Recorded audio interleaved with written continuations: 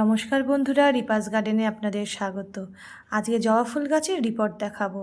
হালকা করে ঠুকে নিয়ে টেনে গাছটাকে আমি খুব সহজেই বের করে ফেললাম এবং কেন এইভাবে করলাম সেটাও আপনাদেরকে জানাবো। খোলামকুচিগুলো যেগুলো নিচে ছিল সেগুলো ড্রেনেজ হোলের মধ্যে দিয়ে লাল যে সামান্য বালিটা ছিল সেটা দিয়েই কিন্তু আমি ড্রেনেজ সিস্টেমটাকে ঠিক করে রাখলাম।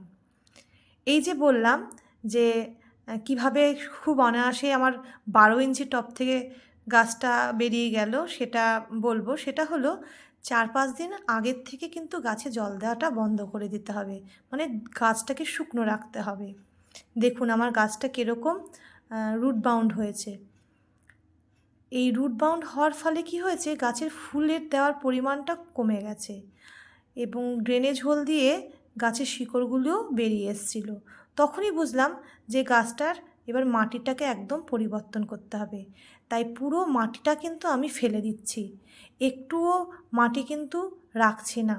যতটুকুনি মাটি রাখছি সেটা হচ্ছে রুট বলটা যাতে ঠিক থাকে সেইটুকুনির জন্য যেইটুকুনি মাটি রাখার প্রয়োজন আমি সেইটুকুনি কিন্তু পুরনো মাটি রাখছি।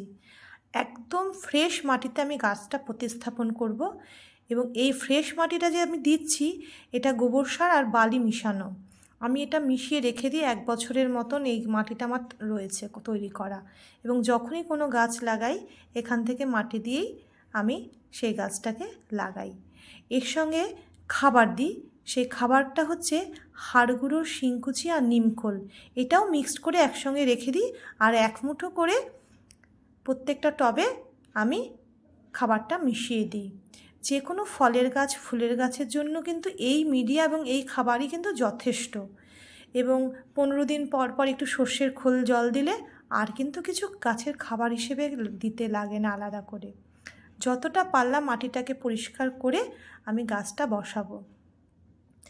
এই গাছটা যখনই নতুন মাটি পাবে তখনই ওর যে নতুন খাদ্য রুটগুলো বেরোবে, সেই খাদ্য রুটগুলো খাবারটা খেয়ে না গাছের গ্রোথ যেরকম ভালো হবে তেমনি ফুলও প্রচুর দেবে।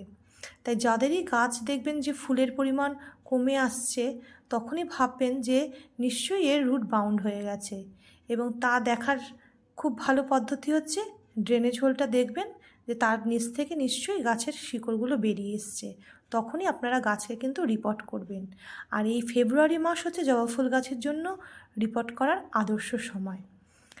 এরপরে আমি গাছটা যাতে এই যে শকটা পেলো, এতটা রুট কেটে ফেললাম, নতুন মাটি দিলাম, এই শকটা যাতে ওভারকাম করতে পারে তার জন্য আমি কি দেব, অ্যাপসাম সল্ট জল দিয়ে দিলাম, তারপর একটু অ্যাপসাম সল্ট ছড়িয়ে দেব। আপনারা প্রয়োজন হলে জলের সঙ্গে অ্যাপসাম সল্টটা মিশিয়ে গাছে দিয়ে দিতে পারবেন, তাতে কিন্তু আরও ভালোই কাজ হয়। আমি পরে দিচ্ছি, কারণ অনেক দিন ধরে গাছ করতে করতে কিছুটা তো আন্দাজ হয়ে যায়, তাই এটা আমি পরে দিলাম। আপনারা কিন্তু জলের সঙ্গে মিশিয়েই দেবেন। কেমন লাগলো বন্ধুরা বলবেন, আর ভালো থাকবেন।